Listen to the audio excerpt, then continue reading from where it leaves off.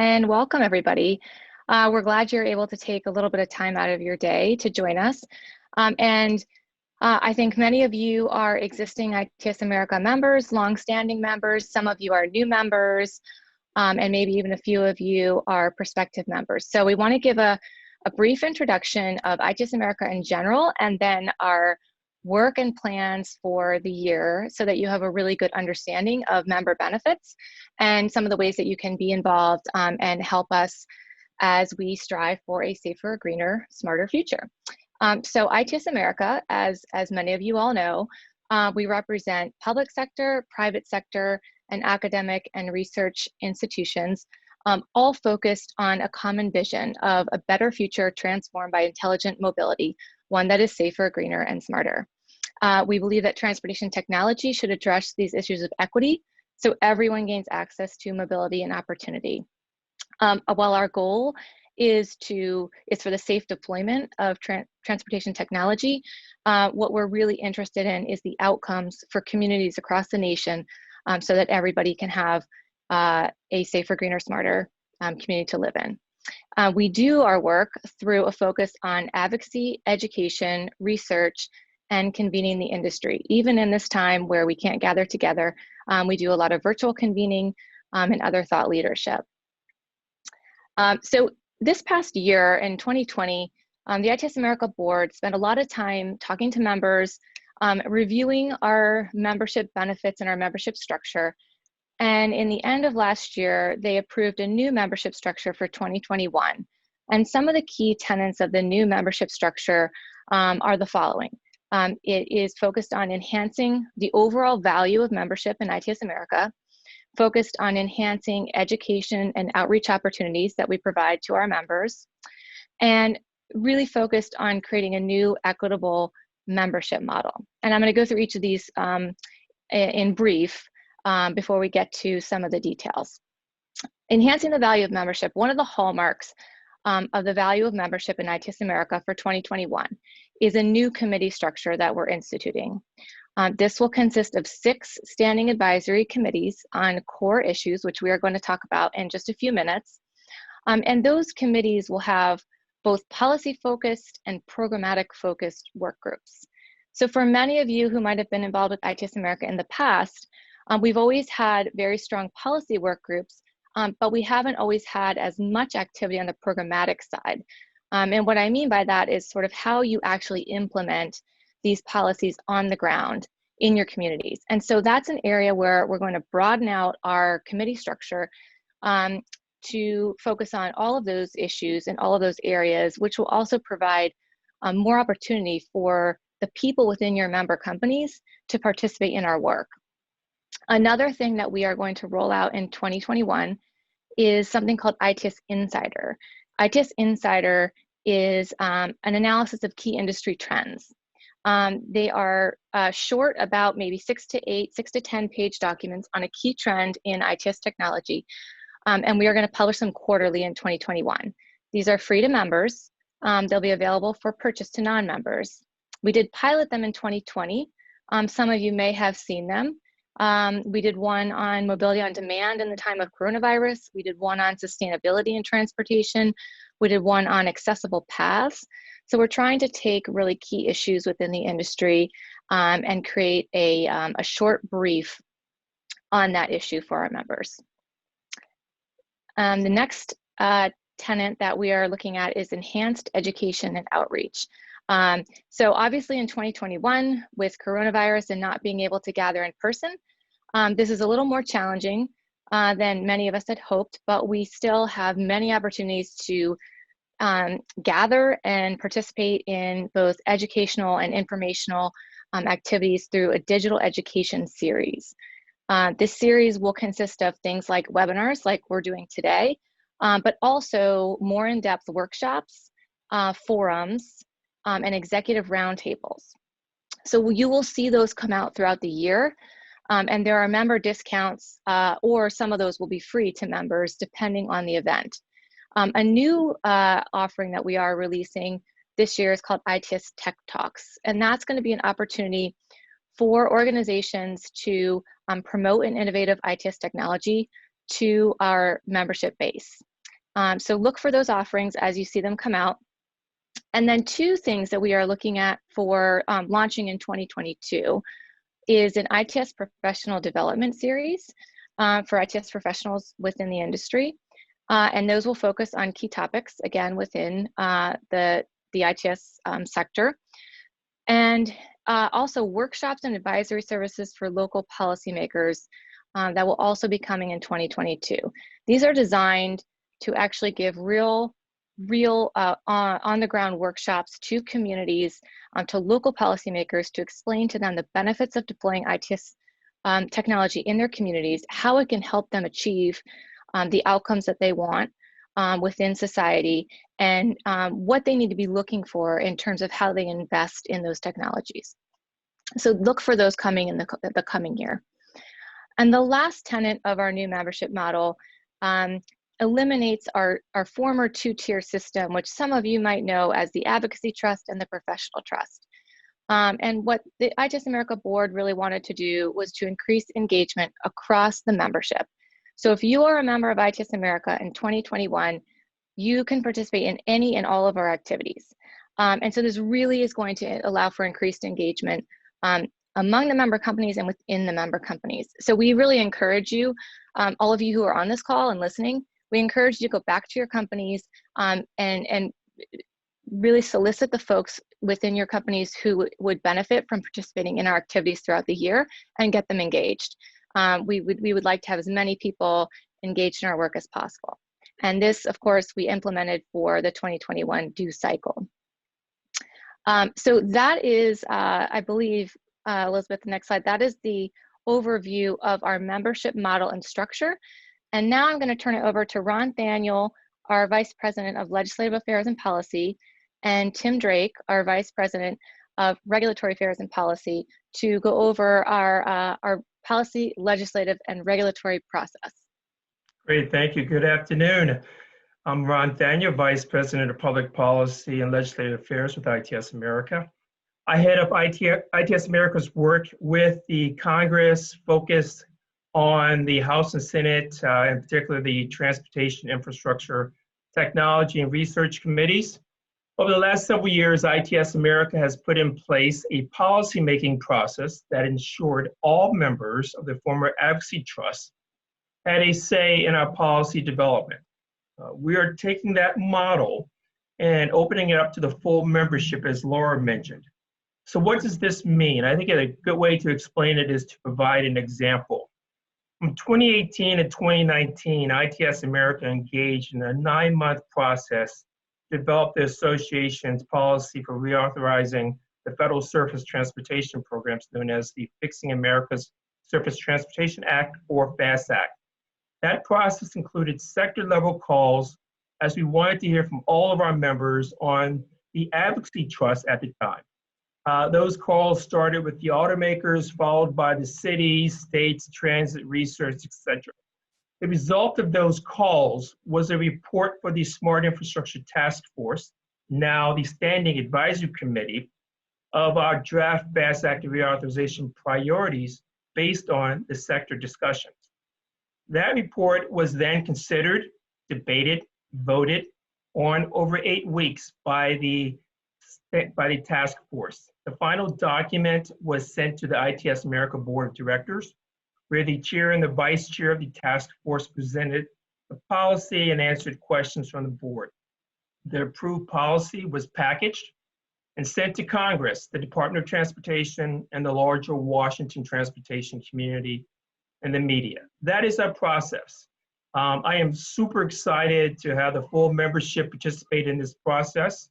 And I just think there are really great opportunities in 2021 with the new Congress. We have many, many allies now that will now chair key committees in the House and Senate. And before I get into that, I'm going to turn to Tim quickly to just take the stakeholder engagement and resource.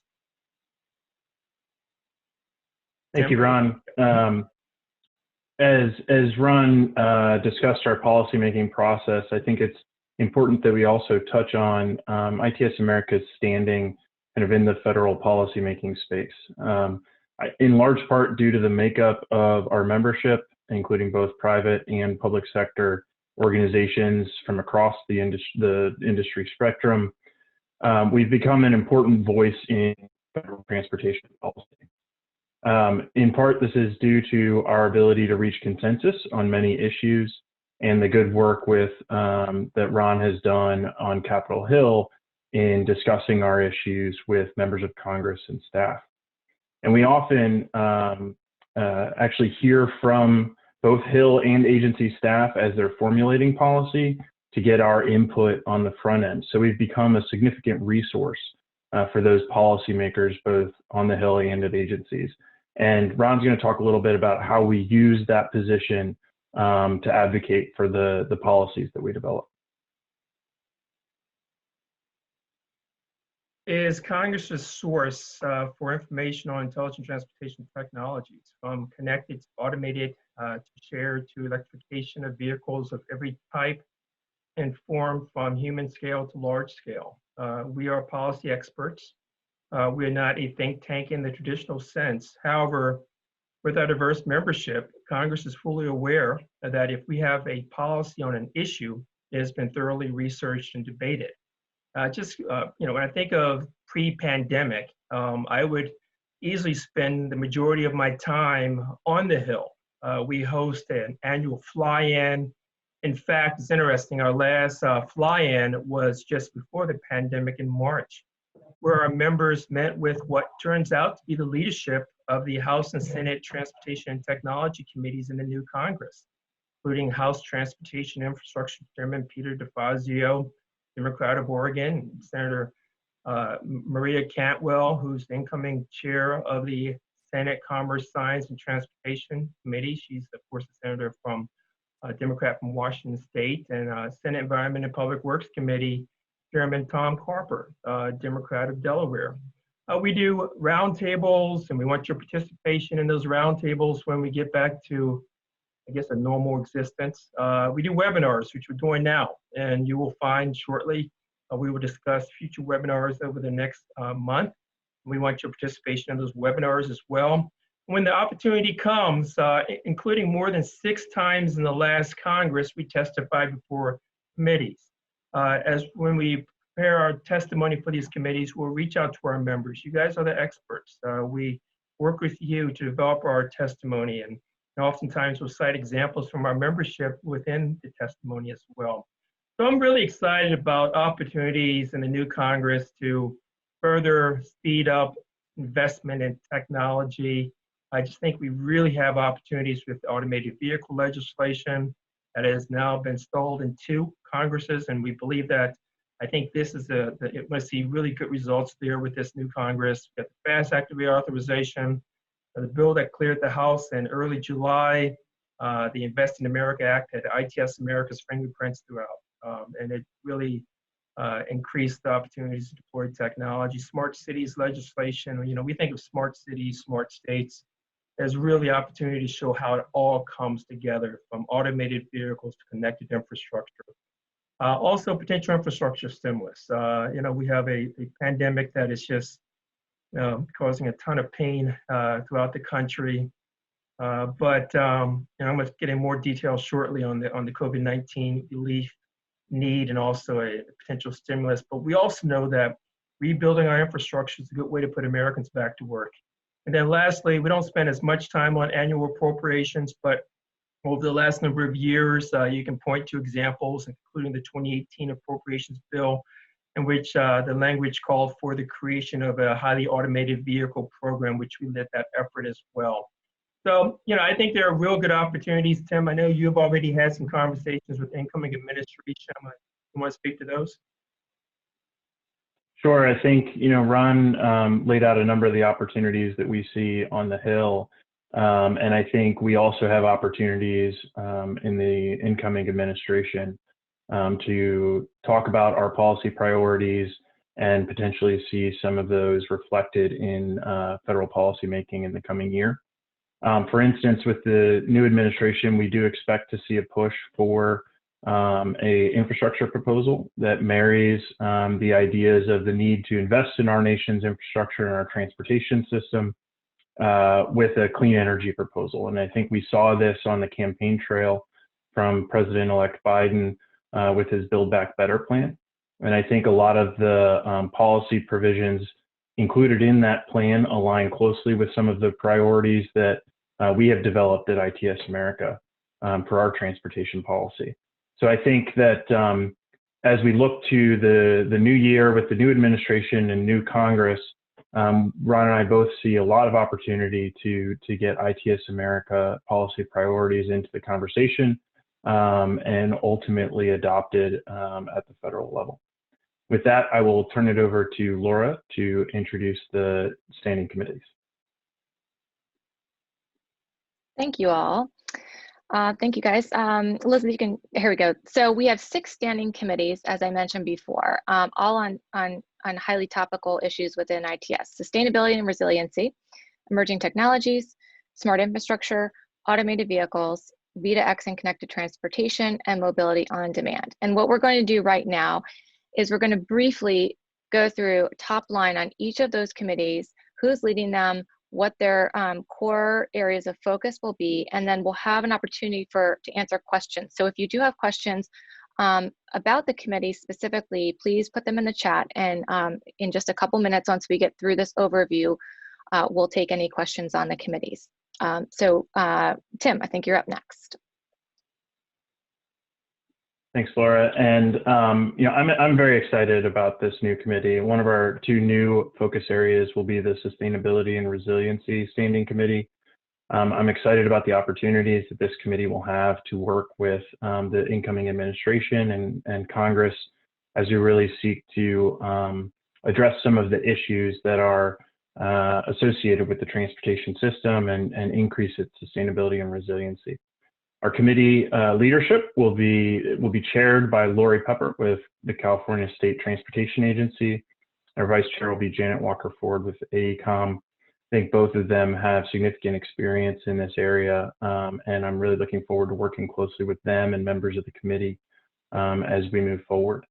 Like the other standing committees, the policy work will include identifying legislative and regulatory barriers to opportunities to advance a sustainable and resilient transportation system, in addition with developing and advocating for related legislative and regulatory policies that might address some of those barriers and take advantage of some of those opportunities.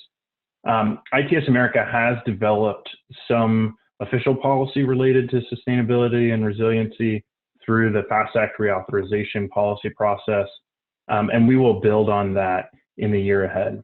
So existing policy includes increasing investment in electric vehicle and alternative fuel infrastructure and research, and providing tax credits to accelerate the adoption of electric and alternative fuel vehicles. And I think that the committee will look to expand on this policy and become a little bit more comprehensive and touch on a number of other topics. So some of the topic areas that the committee is likely to cover, many are listed here, including electric vehicles, charging infrastructure, power generation and grid capability and resiliency, infrastructure resiliency, advanced materials technologies, road usage charges, and roadside management, mobility efficiency, and potentially transportation sector emissions. So it is kind of a broad portfolio, I think, that this committee will try to tackle. Now I'd like to turn it over to Brenna Rivet. She is our policy program manager, to talk about some of the programmatic elements that we envision for the Sustainability and Resiliency Committee.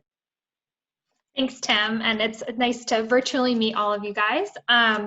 So I think, you know, the programmatic focus of the committees is brand new, and we're really excited about it.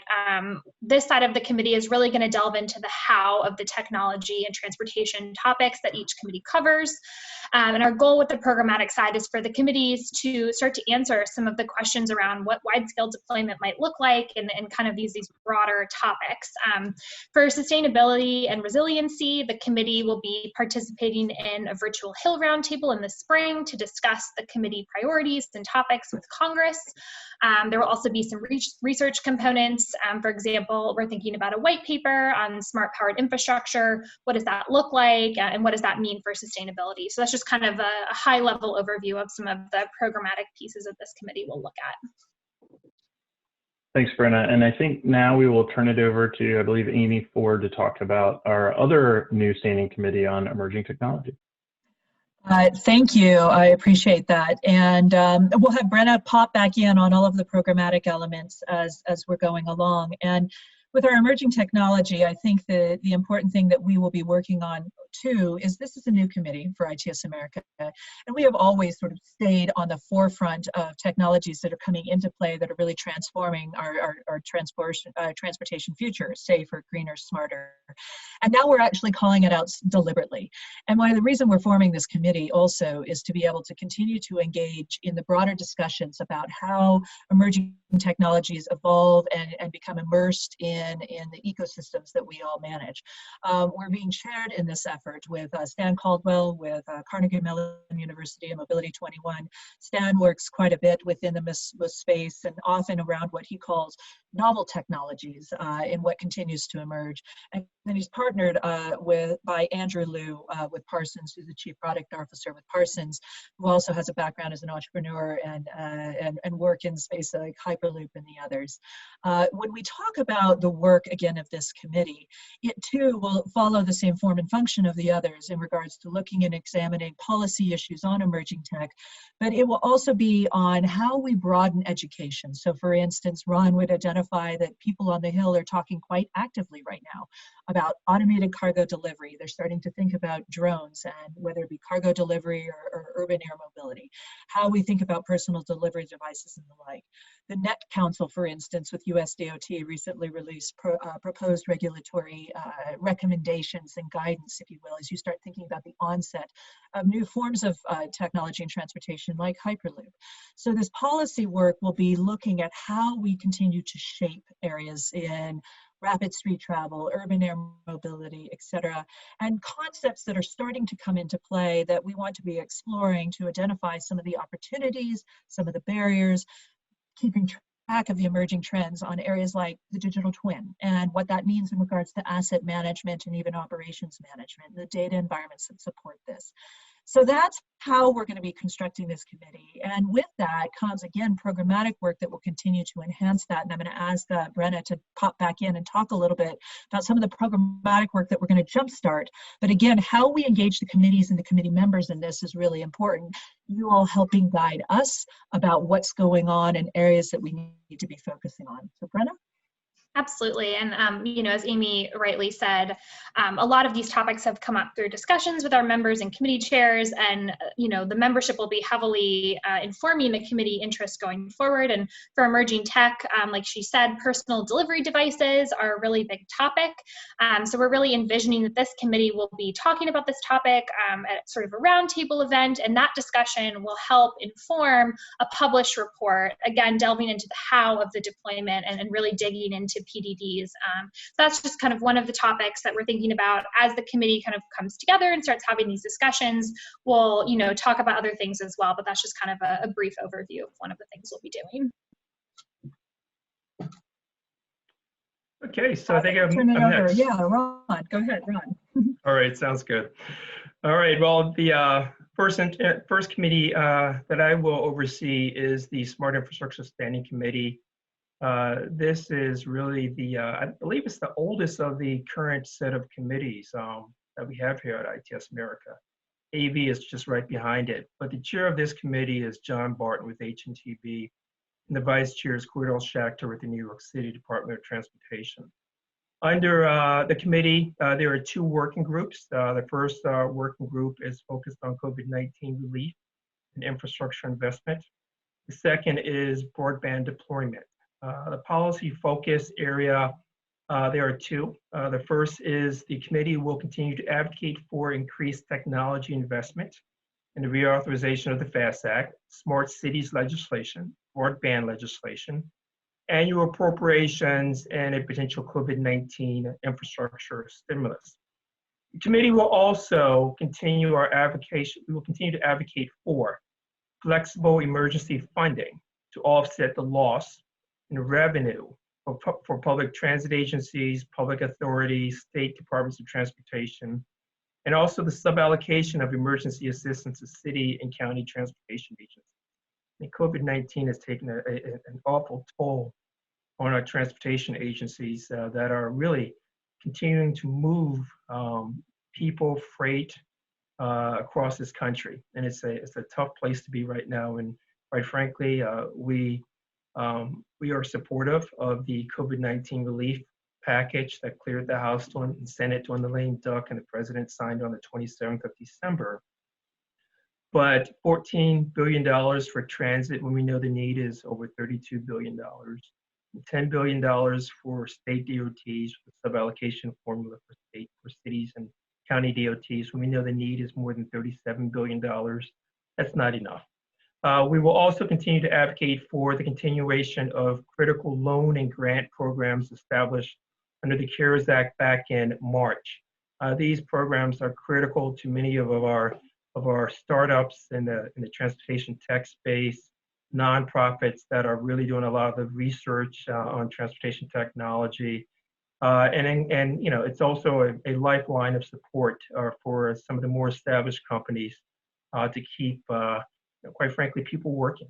So I think the COVID-19 focus will be a big focus of this committee, at least for the next number of months. I think you're all with me where we hope that at some point in the very near future, we can actually sunset this effort because the virus is no longer an issue.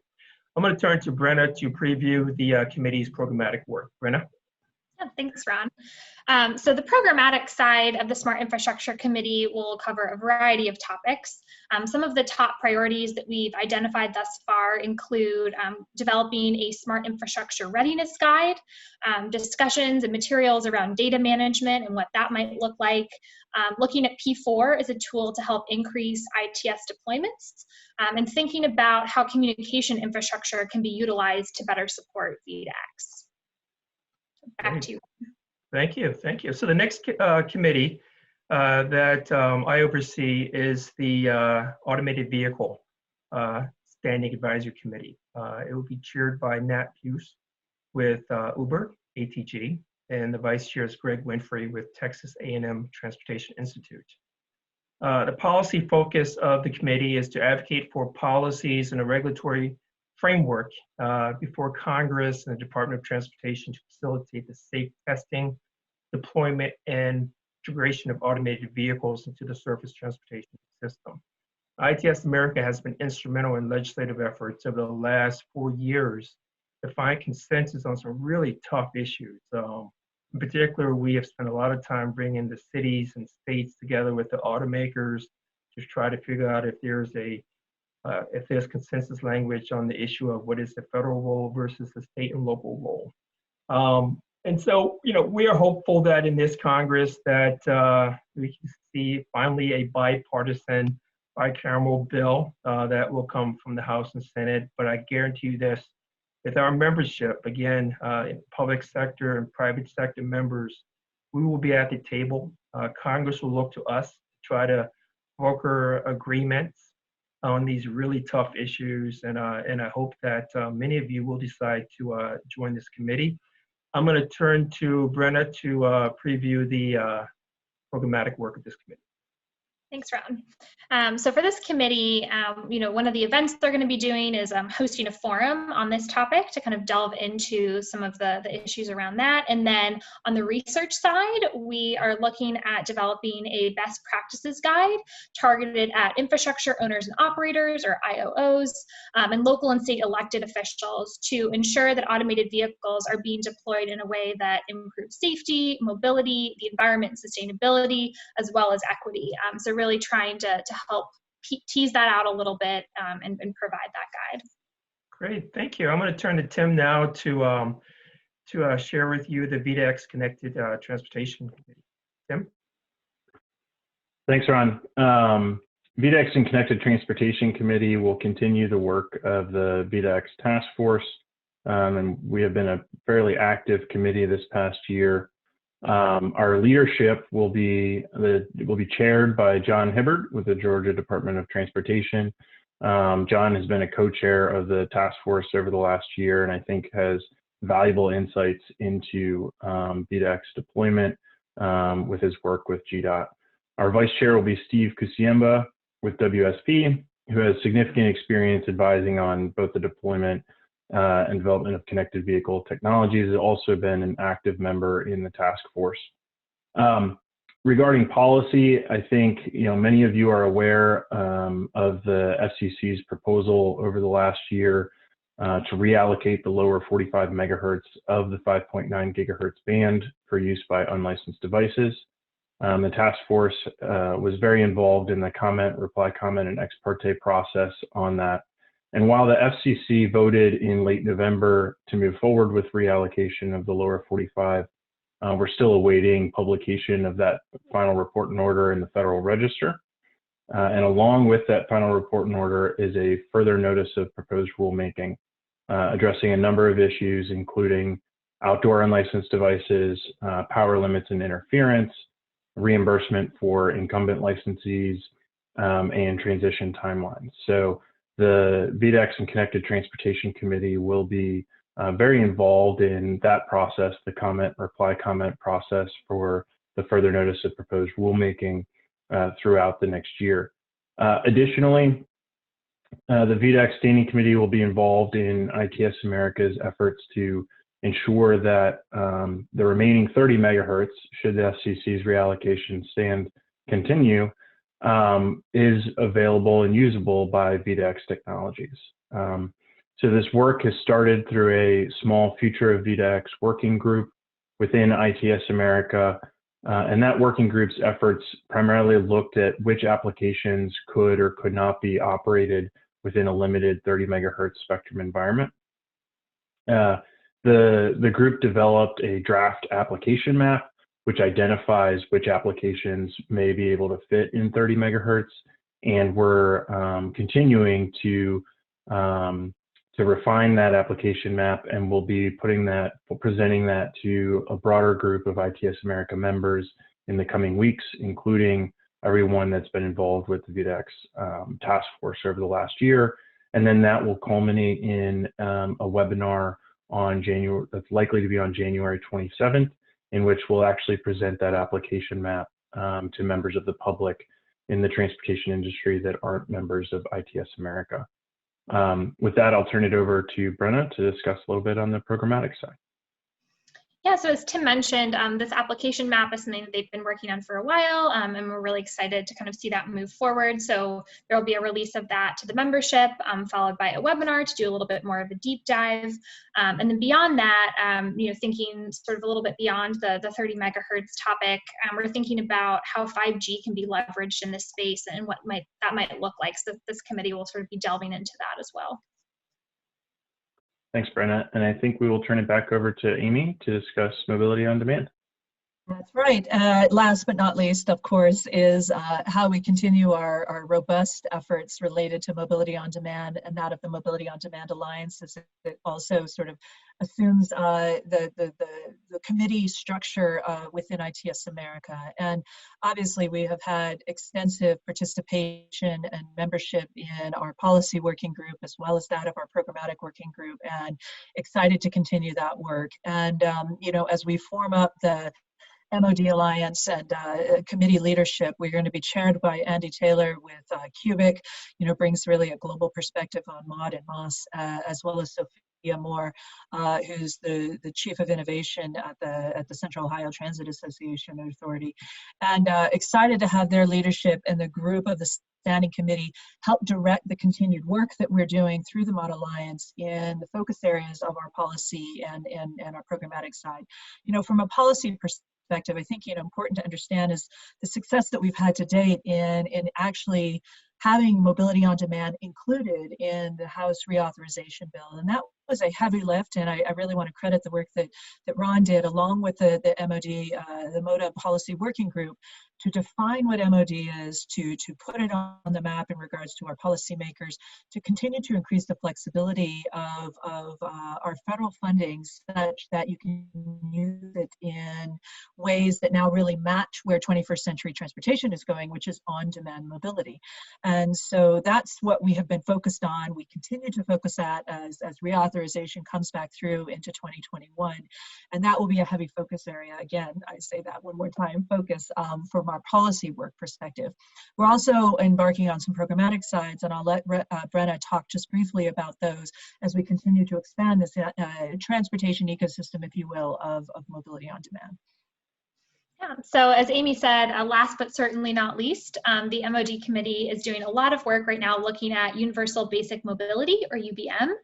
The committee will be hosting a UBM workshop to delve into the topic. We are also looking at releasing a 2-pager defining the concept at a basic level. What is UBM? What are its goals? That sort of thing. And then in the longer term, looking at developing a report that sort of digs into what these systems look like. What does a real world application look like? So really just kind of thinking about this at a practical level and drilling down into what comes next in that space. And that'll pair with our continued work that we're also doing in our state of MOD research. And we're excited that we'll soon be able to present, and we've been working this through with our programmatic committee, on both a practitioner assessment as well as a national-wide public assessment on what they think about mobility on demand, its tools, its use, their interest, the policies and support systems that we need from a practitioner perspective, and the interest in it from a public side. So, so continue doing good work in all of this space.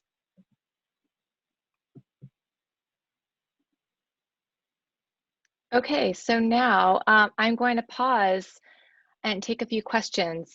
We've had a couple come in already, which I will read out and answer. One is asking which committee would address a mileage-based user fee or VMT. And the answer to that is that we are planning for that issue to be housed under the Sustainability and Resiliency Committee. However, we do anticipate that that might have a multi-committee working group attached to it. So again, it will be under sustainability, but it might pull from different committees since it does go broader than just that one group. Another question that came in was, how do you join committees versus prioritizing your personal interest? And this, I think, was maybe a misunderstanding on the form. The committee form that is linked right here in the PowerPoint and is on our website, it does list out each committee and asks you to rank them in order of preference. But that's actually the form that you should use to actually join the committees. So if you rank in terms of which committee is your first choice, second choice, and on down, there will be a process after that where we will collect all of those responses. We will look collectively at the responses and make sure that the committee, that the desires of the members are matched up with the available committee seats, and ensure a diverse committee between all of our member sectors. And then those will be approved. Those committee rosters will actually be finally approved by our ITSA America chair and vice chair. And then final notification will go out to members at the very end of January about the full committee rosters. These committees will actually begin their work in February. And so the presentation you're hearing today is based on taking the task forces that we had in place previously, the work that has been done with them, and transferring a lot of that work into the plan for committee work this year.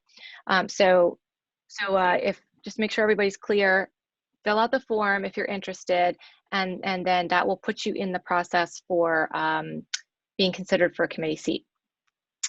There's another question in the chat here. Can members also participate in working groups like policy or programs if they aren't on the standing committee? That is a good question. They can. Each standing committee, as I mentioned, I think at the beginning, will have different work groups assigned. So there might be a policy working group, there might be a programmatic working group, there could be another working group if the chair and vice chair determine it's needed. Many of those members of the working group will come from the committee, but the chair and the vice chair of each committee can have people that are not on the standing committee participate in the working groups. If you have an expertise or an interest that is very relevant to that working group, and can further the work, then you can be placed on a working group. And then another question that came in was, is there a best committee for dealing with safety standards and transportation? And that I'm actually going to ask Ron and Tim on the fly if you have any thoughts about that, because all of our committees do tackle issues of safety. It really permeates throughout all of the committees, so it might depend on the particular topic. But Tim, I don't know if you have something to add there. Yeah, I think that's right. I think that all of our committees include a focus on safety in their particular area. I would say certainly on the VDEX and Connected Transportation Committee, a lot of that work is focused on standards for VDEX technologies. I think this is particularly true for the Automated Vehicles Committee and the Smart Infrastructure Committee, and I'll let Ron kind of speak to that. Tim, I think you're absolutely on point. I mean, even with the automated vehicle space, of course, we're very focused on motor vehicle safety standards for automated vehicles, for example. So I think it kind of cuts across all of our committees. But we're happy to talk further. Laura, who asked that question? Just 1 second, please. I have to. You know, I can't see the name at the moment, but we can follow up after. Yeah. And if anybody has a specific question, please feel free to either you can direct message me or any of us. You can also send us an email separately. We're happy to follow up with you. Yeah. Oh, okay. So that came from Belladine. So yeah, I believe that from that perspective, it would likely be automated vehicles.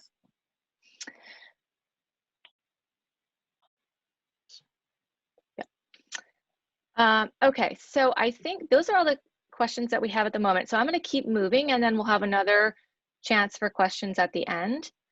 Okay, so I want to take just a minute to talk about another initiative that ITS America is involved in this year, which we are calling Mobility XX. Mobility XX, and Elizabeth, you can hit the next slide real quick. So Mobility XX is ITS America's answer to a grant proposal that has been put out. Melinda Gates and Mackenzie Bezos came out last year with a grant proposal called Equality Can't Wait. They have put $40 million on the line to put women in positions of power. And so ITS America partnered up with the Ray in Atlanta and WTS International Foundation to create a proposal that would answer this grant challenge. And our proposal is called Mobility XX. The theme of our proposal is that empowering women in transportation empowers all women. We know a couple of things already. We know that women pay more for transportation. We know that they experience transportation very differently than men. We know many of women's transportation related trips are due to caring trips. So they're balancing needs of the family, balancing childcare, getting groceries, picking up prescriptions. And so they pay more for safety. They pay more because the routes that they need to take aren't necessarily always available, readily available. And they also pay more because they might have a child or other family member in tow. And so mode choice is more limited as well. In addition to that, we also know that women are very underrepresented in the transportation industry in general, particularly at the C-suite level. So women are not in enough decision-making roles within transportation. So our proposal aims to change that. It's a three-pronged proposal. We have a CXXO proposal that will focus on mentoring and training women for the C-suite. We have a Move XX proposal that focuses on female-led projects focused on gender equity. And I would say the theme of that is to design with us, not for us. And then there's an Invest XX piece, which essentially grows the pipeline for women in STEM and technology, which we hope will improve mobility options for women writ large.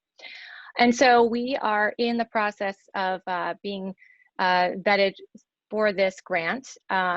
We have passed the first round, and we are waiting to see if we will move on to the final round. But regardless of whether or not we actually get the grant, our organization, along with our partners and a steering committee of women in the industry, leading in the industry, are going to push this issue forward this year. And so we will be coming back to the membership with opportunities and initiatives that we will engage on to really promote this idea of the need to have women in transportation in elevated positions, in decision-making positions, to really improve transportation for everyone. And I think that's is that the last slide, Elizabeth? Yep. So now I'm going to turn it over to Lindsay Shelton-Gross, who's our Vice President of Membership. Hi, thanks, Laura, and hello, everyone. Laura's done a really good job at giving a general overview of kind of the membership changes this year, along with these standing advisory committees. So just a few additional things that we want to make sure that members remember as they consider their core membership benefits alongside these new committee participation opportunities. Elizabeth, can you go to the next slide? So just to touch point on conferences and in-person opportunities that will be coming up in 2021 and 2022, certainly the ITS America staff, along with many of our members and stakeholders, are really looking forward to in-person networking and education again. This includes some of our bigger annual meetings and the ITS World Congress, which is handled by ITS America and North America every 3 years. So I'll do a quick run through of the things that are upcoming. First off, the 2021 ITS World Congress is still scheduled to be held in person. This will be coordinated by ERTICO, who is kind of the European sister organization of ITS America. This will be happening October 11th through 15th. All of the information you need can be found on that particular web address that's listed there. I will say, just as kind of a notification for everyone, the call for papers and sessions has been extended for the 2021 World Congress until February 12th. So just to let everyone know, I believe the original deadline was in January. It has been extended. On the domestic front, and important certainly to the ITS America staff, our 2021 annual meeting will be held December 7th through 10th and will be in Charlotte, North Carolina. Originally, the annual meeting was scheduled for May in Atlanta. Due to many things that are still outstanding, especially with COVID-19 precautions, we have moved that to later in the year. We're excited to have Charlotte help host, and we have a lot of really exciting things coming up for the 2021 annual meeting. The call for papers and sessions for 2021 annual meeting will open February 1st. There will be a lot of information coming out about that. I'm sure we will be promoting that heavily. If you have any questions on that, feel free to reach out to me directly.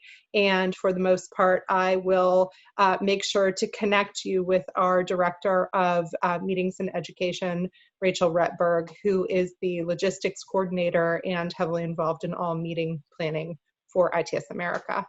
And then just another kind of exciting announcement, the 2022 ITS World Congress will come back to North America, a little bit off pattern on that 3-year schedule that we usually keep, but because 2020 had to be canceled in person, we will come back to Los Angeles in 2022. Elizabeth, I think next one, thanks. And I know a few webinars have already been mentioned by our policy team and by Laura. I know I saw some questions about the January 27th webinar in the chat. Just some quick kind of notes, save the dates for upcoming webinars from ITS America. VITA-X application map on the 27th. The MOD Sandbox webinar will be held February 4th. The series on moving towards greener mobility, the sustainability and transportation webinar will be scheduled for mid-February. If you were unable to see the part 1 of that series live, it is available on our website. You can download the recording. It was a really excellent conversation. Highly recommend taking a look at that. We had representatives from DDOT, Ford, the Ray, and others. So really good kickoff to kind of continuing the conversation. And then certainly, again, mid-February, talking more about FAST Act reauthorization. All of these will be on our website under the Education and Events tab. Usually they are listed both on the calendar and under webinars. And if you have any questions about those or need more information on how to register to attend, we're happy to answer any questions. Next up, ITS America state chapters. So ITS America has 26 chapters that are both state and regionally focused. Our state chapters are really wonderful organizations that deal with kind of local and grassroots support, ITS project development and deployment in their areas, and a lot of B2B activities, including their own annual meetings. State chapters have their own individual governance and membership. However, ITS America is very supportive of our state chapters. If there is a particular state chapter that you or a member of ITS America would be interested in learning more about or would like to join, ITS America staff is happy to facilitate introductions to individual state chapters.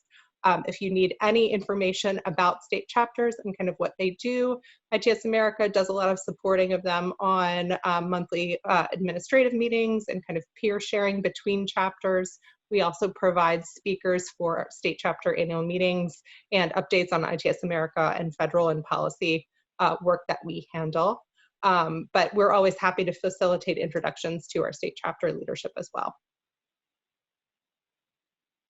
Along with that, I'm going to introduce Carlos Alban. Carlos is with our programs department, and he does a lot of the training that we provide to state chapters. And Carlos, if you want to talk about PCB, the floor is yours. Thanks, Lindsay. Appreciate it. And yeah, I just wanted to quickly run through some of our professional capacity program deliveries and some of the efforts that we're doing in that space.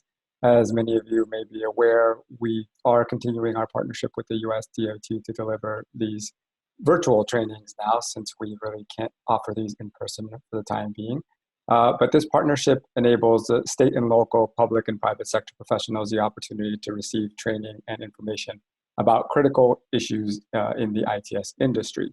We are currently offering a virtual training on applying the NIST framework to transportation systems, which is focused on cybersecurity, but are also in the process of developing new content on potentially a course on systems engineering, connected and automated vehicles, as well as improving highway safety with ITS.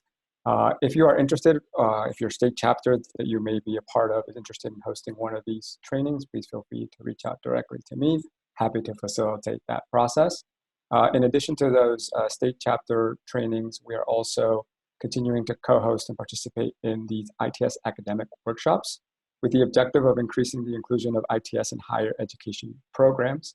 Essentially, these ITS academic workshops bring together educators, students, and practitioners to learn about ITS training products that are currently available, work together to identify some of the ITS educational needs of both the faculty and students, and develop strategies to meet those needs. We are also actively engaged with the ITS PCB Community College working groups, which were established in late 2020. These working groups were launched to continue some of the conversations that came out of those previously mentioned ITS academic workshops. These working groups are focusing on four main topic areas, which include academic outreach, strengthening the ITS workforce with community college and tech school graduates, defining the ITS technician job market, as well as connected and automated vehicle education. And that last group is actually being led by the team over at Turner Fairbank Highway Research Center out of USDOT. So these working groups are open to ITS America and ITS America members.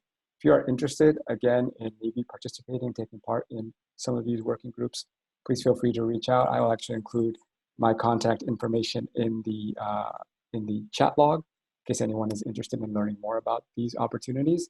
The last thing I just wanted to mention quickly is that in 2021, we are partnering with the USDOT to launch a University Transportation Center's College Guest Speaker Program. The goal of this program is to work with UTCs to identify industry leaders who can serve as guest speakers and present on innovations in the ITS field, as well as real-world applications being deployed, and maybe outline career opportunities for those students in the transportation industry. So maybe some of you that are on today's call would be interested in being one of those guest speakers. I would highly encourage you to reach out to me, and we can have a separate conversation about how to get involved in that program. Some of the other efforts within the technical programs department that we are undertaking still, as usual, we are partnering with USDOT's ITS Joint Program Office to do stakeholder outreach and engagement, which includes a lot of the webinars. Right now, it's mostly webinars since we can't really do in-person events. But these webinars are focused on highlighting some of the program initiatives currently being led and coordinated by the ITS JPO. We are also working on a partnership and awareness campaign, again, in collaboration with USDOT, specifically the data programs, Work Zone Data Exchange Project. This partnership and awareness campaign's goal is to develop and implement a partnership campaign geared towards IOOs, OEMs, construction and mapping companies to get them more involved with some of the work zone data specification project that is currently going on within USDOT, and see if we can bring in new partners to create more awareness around the WZDX program. And we also have our Connected and Automated Vehicle Task Force. This task force is providing a setting for CAV deployers to meet to discuss deployment challenges, successes, lessons learned, and other relevant information that other deployments can benefit from. That is an open group, so if you are interested, if you are part of an agency that actively has a connected or automated vehicle deployment, again, please feel free to reach out. We'd be happy to have you take part in some of the discussions that are going on within the CAV deployer task force. I think those were my only updates for now. I will hand things back over to Lindsay. Thank you. Thanks, Carlos. I did see that a question came in circling back to major conferences about World Congress papers and sessions. Just a quick plug before we move on to a few other things. The answer has been made public to that, and the question revolved around submitting things for previous events and if they have to resubmit. If you have any questions about any papers or sessions for World Congress or the annual meeting, again, Rachel Retberg is able to answer all of your questions. Her information is on the ITS America website, but I will also make sure to put it into the chat as well. Communications, promotions, and other benefits for ITS America members. Just a quick plug, if you are a heavy social media user or even a light social media user, ITS America is fairly active on the internet. We have a very active Twitter presence, Facebook, and LinkedIn groups. I would highly encourage you to join all of those. We will approve you for joining into the LinkedIn group and also just to follow our corporate pages. We do a lot of promotional things, webinar reminders, that sort of thing. We talk about events, but we will also post links to some of our advocacy work on those platforms as well. The Policy Rundown newsletter has been lovingly crafted by our policy team and Ron Daniel for a few years now. It has, until 2021, mostly just gone out to our Sunset Advocacy Trust. Now all members will receive this in their email boxes on Fridays. Again, just a quick review, it covers all sorts of policy and legislative issues from federal all the way down to local. It's a really wonderful product, so please make sure that you are checking your inboxes on Fridays for that. Our member newsletter is called Momentum. It is twice monthly, comes to you on Mondays. This really highlights kind of member projects and member news. We do a lot of press releases. We will always have a feature that is either on association news, maybe sometimes industry news, calendar, and again, webinar reminders, educational opportunities. If you have any information that you would like to add to the member newsletter, I always say this newsletter is yours as much as it is ours. So please feel free to reach out. We will make sure to plug any projects you have going on, any breaking news in the industry, but anything you would like to contribute, we're more than happy to help you. Next slide, Elizabeth. There you go. Thanks. Again, any membership questions in general, Laura did a great job of kind of kicking off what membership will look like in 2021, but we're always welcome to take anything that you would have that you need to ask, questions, comments, whether it's administrative or kind of value proposition and benefits. My email address is there. We also answer the email box at membership@itsa.org. So anything you have that you would like to send my way, would love to hear from you. And then just one more plug about completing the committee interest form by January 15th. I think that's it. Laura, do you want to go ahead and see if there's any other questions that have come up? Anything you'd like to facilitate right now? Yeah, sorry. Hi, everyone. Last question is, if you don't use social media much, is everything covered in the newsletters? And I would say between our website and the newsletters, you'll get a good flavor of what's going on with the association and in the industry. I think the social media coverage often tends to cover company announcements and other developments. So I think you can still get a good sense of what the association's doing and what's happening with our members through those other means. So lastly, I just want to thank everybody for taking the time today again. Thank you for joining us, and please feel free to reach out to any staff with any questions whatsoever. We are grateful that you are members of ITS America this year. We look forward to working with you, and despite the rough start to this year so far, we look forward to a great year ahead. So thank you very much.